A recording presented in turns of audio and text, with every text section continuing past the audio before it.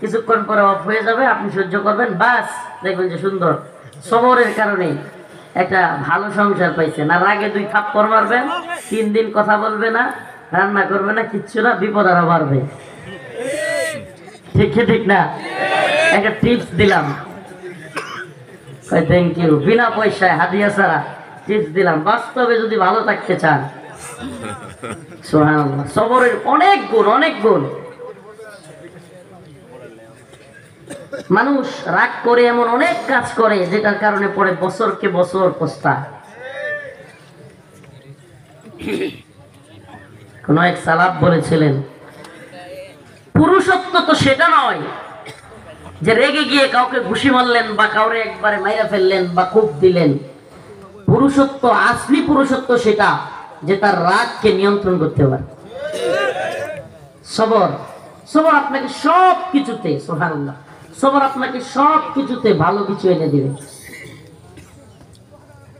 তবে হ্যাঁ, কোন ব্যক্তি জুলুম করতেছে অন্যের উপর, এই ক্ষেত্রে আপনি সবরের নসিহা দিলে হবে না, জালিমকে হটানোর চেষ্টা করতে হবে। ইসলামে রাগকে ব্যবহার করার জায়গা আছে, ইসলামে রাগকে ব্যবহার করার কি আছে, সেটা হলো জিহাদের ময়দান। সুবহানাল্লাহ, সেটা কি? জিহাদের ময়দান। কাফের মুশরিকদের বিরুদ্ধে আপনার রাগ ইউজ হবে, আপনার রাগটা ব্যবহার হবে কাদের বিরুদ্ধে? যারা ইসলামের বিরুদ্ধে দুশমন, যুদ্ধ করে। কিন্তু আপনার অপর মুমিন ভাই, ইন্নামাল মুমিনুনা ইখওয়া, সে আপনার ভাই, আর তার জান, মাল, ইজ্জত, সম্মান, রক্ত সবকিছু আপনার জন্য হারাম। আপনার জন্য কি? অপর মুমিন ভাইয়ের রক্ত ঝরানো, এটা কি? তাকে গালমন্দ করা, এটা কি? তাকে প্রকাশ্যে বাজারের মধ্যে অসম্মানী করা, এটা কি? প্রত্যেকটা কাজ হারাম, এগুলো করা যাবে না। এই ক্ষেত্রে একটা কটু কথা কেউ বলে ফেলছে, কষ্ট দিয়ে ফেলছে, এই ক্ষেত্রে সবর করবেন।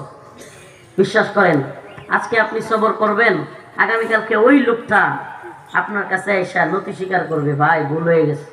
আর আপনি নতি স্বীকার না করে 2টা ঘুষা মারবেন, ও আপনারা পারলে 2টা বাড়ি দিবে না। এরা যদি না পারে, দুর্বল হয়, তাহলে মনে মনে ঘৃণা করবে, ওই সুযোগটা পাইলে ওই তোরা আরেকদিন লাথি দিব। আর যদি বিএনপি রয়ে থাকে, তাহলে আওয়ামী লীগ ক্ষমতাতে গিয়া লোক তোরে ধর্ম।